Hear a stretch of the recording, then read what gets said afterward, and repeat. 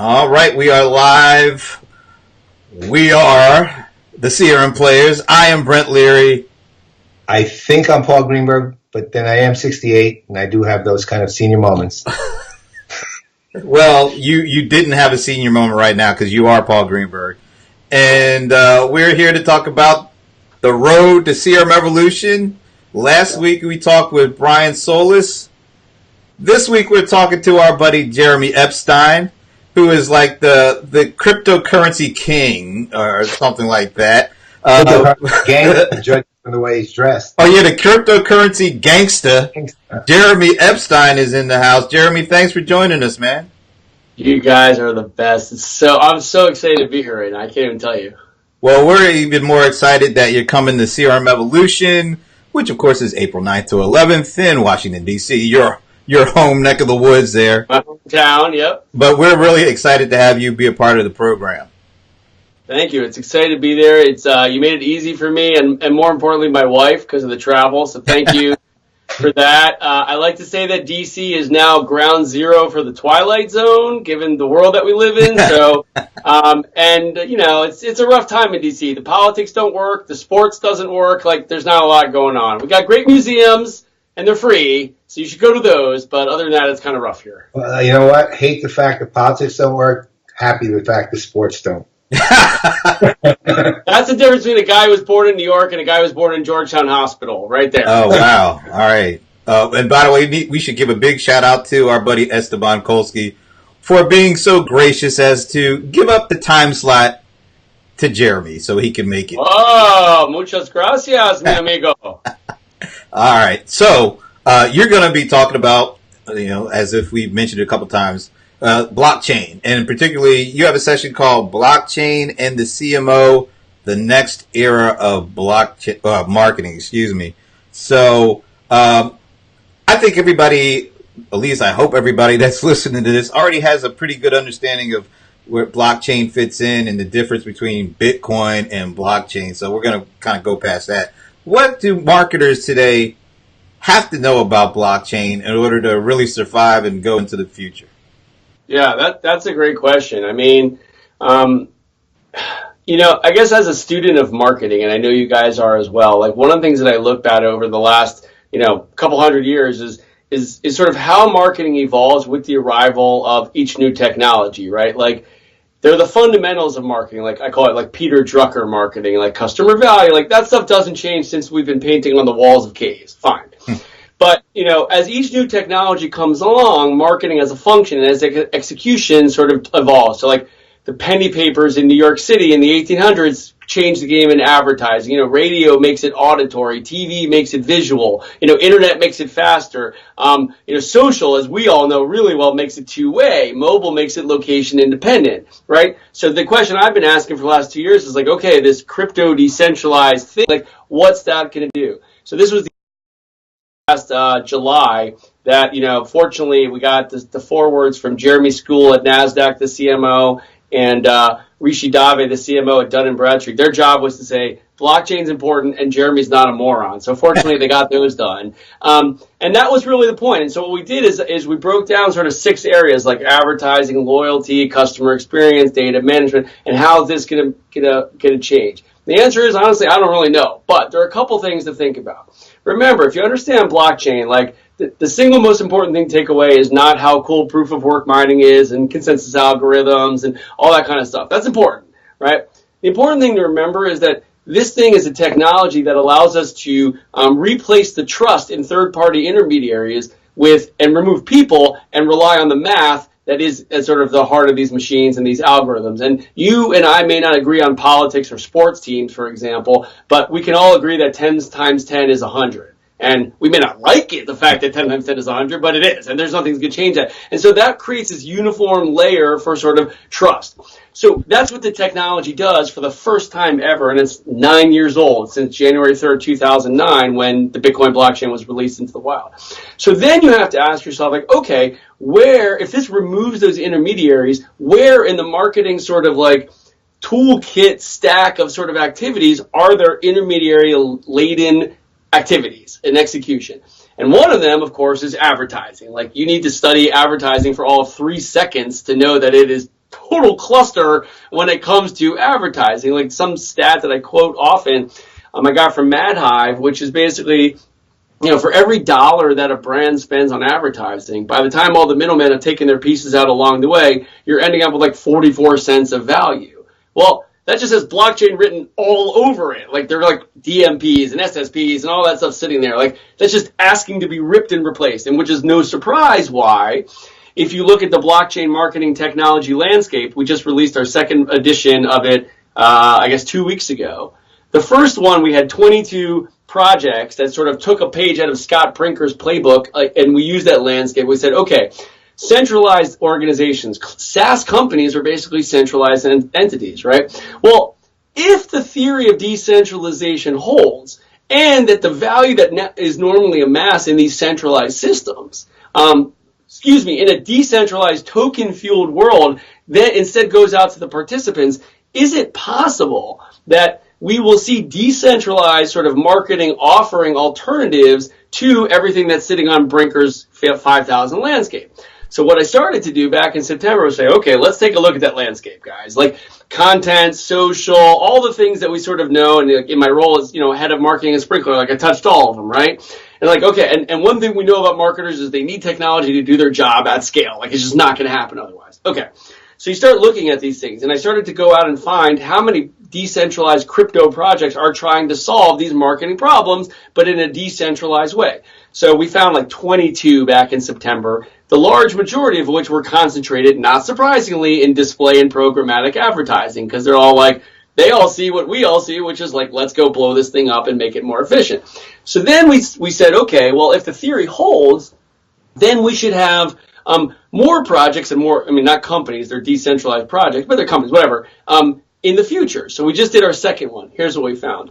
400% growth in this market in 6 months. And that's just the ones I know about. I've already been dinged by a bunch of people like, why weren't we included? I'm like, sorry, guys, like, we're doing our best here, like, we'll get you into the next one. But we have that. So let's assume there are like 110 kind of MarTech companies that are decentralized sitting out there. Now, they could all be stupid, definitely possible, but they all might also say, wait a second, I'm seeing this marketing function that could be evolved in a new way. Now, I will admit that there's some on the landscape that are probably a little bit of a stretch, right? Here's where I was a stretch, for example. There's a section on Brinker's landscape that says CRM. It's where you guys, make your living, right? And all the CRM players are, right? And beyond.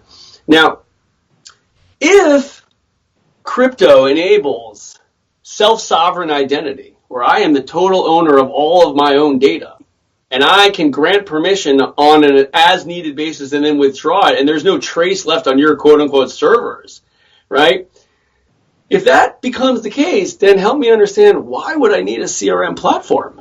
Like, what's the, I might need what I call a WRM, a wallet relationship management platform, like where I have relationships with the wallets on my network as people hold their tokens for participation in those networks on their phones or on their laptops or whatever. And I might say, oh, this wallet has been holding its coins for a long time. This one just doesn't even have that much. I don't care who the person is, but I know based on the number of transactions, maybe in my network, I want to incentivize transactions. So the people who transact a lot using my crypto, fantastic. I'm going to incentivize them by having the protocol written in such a way that it automatically gives them bonus coins or whatever, right? So you could see all that, but I don't actually know that any given moment it's Brent, and here's his Gmail, and here's his phone number, and it doesn't matter. It's just this wallet, and you might have 6 of them, and I don't care because it's about the growth of the overall network.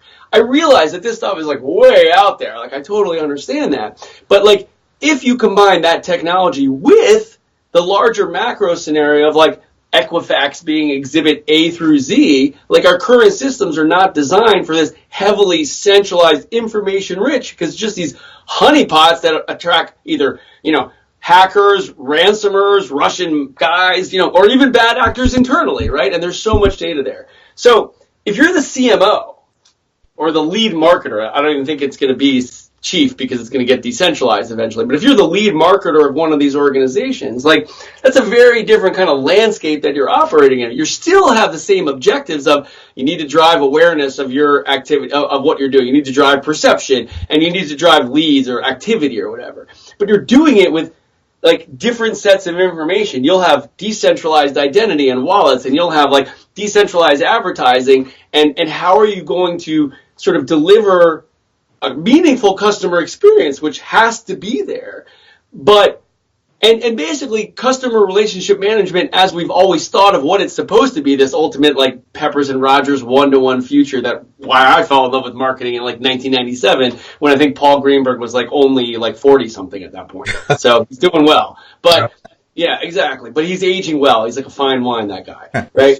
So basically like the promise of CRM to me is totally there, right? Like you want that, like you believe in that, and you know that that's a differentiator. I'm just starting to say, wait a second, that optimal customer experience that we're going to deliver, we're going to have an entirely new tool set. And with that, like good things that we'll be able to do, like, you know, much more innovative loyalty programs that drive better customer experience at very, very local, hyper local levels, because you can have the brand governance that you need, but you'll have the local flexibility that empowers sort of innovation in the customer experience on these edge use cases. So I know that's a lot. You guys let me go on. Coffee's really kicking in here, and my wife's always like, why are you yelling? I'm like, I'm not yelling. I just get super jacked up about this stuff. All right, so I know your time's short, so one last question.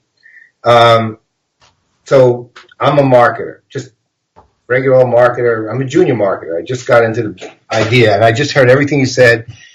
And my boss totally gets everything you just said. I don't get a damn word of it, though. Now, under the circumstances, better know what I just said. I'm junior, right? I'm junior, man. I just want to do what I'm supposed to do. How's my life changing? Yeah. What am I doing different? Look, he had to lift weight so that he could come back with this response. So he's all jacked up. Exactly. You guys get to bring out the best in me. Gangsta. No, it's a great question. In fact, I have an ebook coming out. My next ebook at the end of this month is coming about, and it's about what does the future of marketing in a crypto world look like. Like the first book was more like, here's how enterprises are going to start having to adapt. This one is if you're a crypto first organization, and we're seeing you think the blockchain MarTech landscape's growing? That's nothing compared to the blockchain ecosystem across the board. There is innovation like ridiculous, right? So you have these crypto native organizations, the same way we had digital native organizations 20 years ago, right? It's the difference between Barnes & Noble putting up a website and Amazon baking it in from the beginning at the DNA kind of thing. And that's what we're having now, right? So if more and more of these companies, for lack of a better term, or projects are crypto native, the marketing skill set's going to be, I think, my hypothesis is going to be different. I have strong convictions. They're just loosely held. So it'll go. Strong opinions loosely held.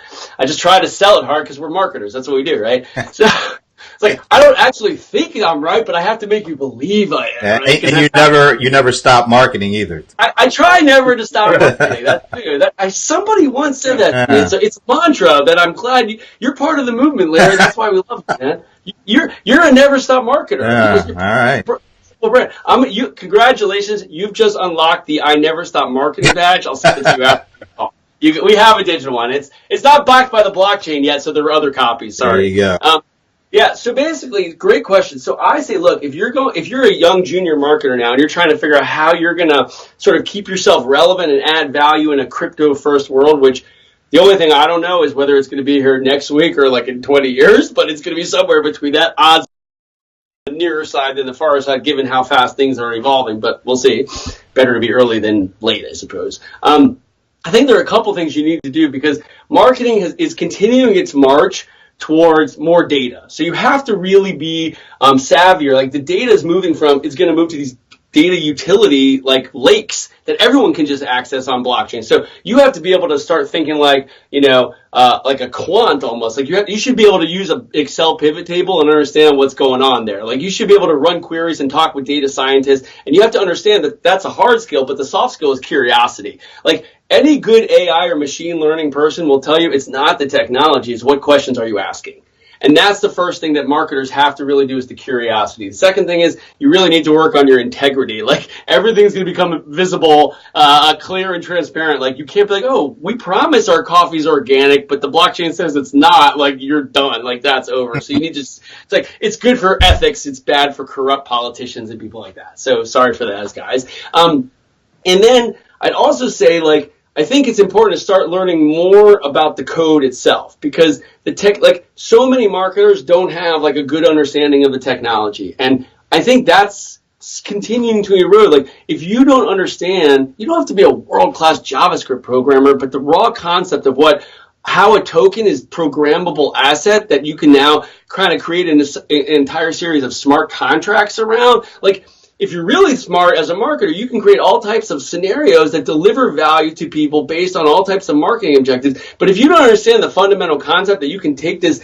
release of value based on certain external conditions and have it verified and deliver that to some person on a given condition and have that whole thing working at automated scale, like, you're going to have a hard time. It's just not just like, let's push impressions. So I think those are the kind of things that, I would look at. There's actually a section at the end of this ebook about, like, what are the skills, and I'm actually partnering with someone now to build an online course about it. When's the ebook coming out? Ebook, if it all goes well, like in the design part and everything, it works. But I'm hoping to get it out either last week. It'll probably be somewhere between the last week of March and the middle of April, right around CRM Evolution. And of course, when's the course coming out? Course will probably take a little bit longer. I'm still kind of working that out. That's a good one. If I had to guess, I'd say some point over the summer, maybe. Okay. All right. Hopefully. But in the Maybe meantime, you will be at the Serum Evolution April 9th, and the new time is 11:30 in the morning, April 9th, and he'll even be more jacked up on that day, I'm assuming. It's definitely Look, dude, man, look, guys. We get to talk about marketing. We get to play with technology. We freaking love it. And, like, I get paid to do this. Like, I feel so blessed right now. And all I want is for everybody to be able to, like, do what they love and get paid for it. Like, so that, and I honestly, it sounds crazy. I actually think that the crypto blockchain world is actually going to help make that possible for more and more people. And I was like, this is an amazing thing. Last week I had a quick briefing. Believe it or not, I actually briefed the senior Defense Department people at the Pentagon. It was, like, ridiculous, right? And they're asking about this stuff. And I was like, guys, there's some bad things here for sure. And there are things we have to worry about, like, and we have to be careful about. But I believe the net positive of this for American ideals that I feel very strongly about. Like, I don't want to get, like, super cutesy here, but, like, I really believe I'm very grateful as the grandson of an immigrant, particularly as a Jew, for what America's done for me. And I want that to continue. And I see blockchain as a way to help, push democracy, or make things more equitable, more fair, both for the people who live here and people who don't live here. But there's some bad things. I see the same thing all from that macro level all the way down to the company level, all the way down the individual level. And that's why I just feel so passionate about doing what I'm doing. So, and I appreciate you guys giving me the chance to hang out with you for a bit. Well, I know you're out of time, but the last thing I'll say is happy birthday, because I know your birthday is tomorrow. Happy birthday. It's coming up tomorrow, so I appreciate it. It's a big one, 45, so that's a big one. For me, at least. First time I'm doing it. 15 years from then, you'll have your big one. Yeah, they're all big, man. You know what? As my grandfather always said, it's better than the alternative. So I'm here. Grateful for that. So anyway. All right. Gentlemen, I'll see you in a couple weeks. Thank you for the opportunity. I'll talk to you later. Awesome, sir. Thanks. Bye-bye.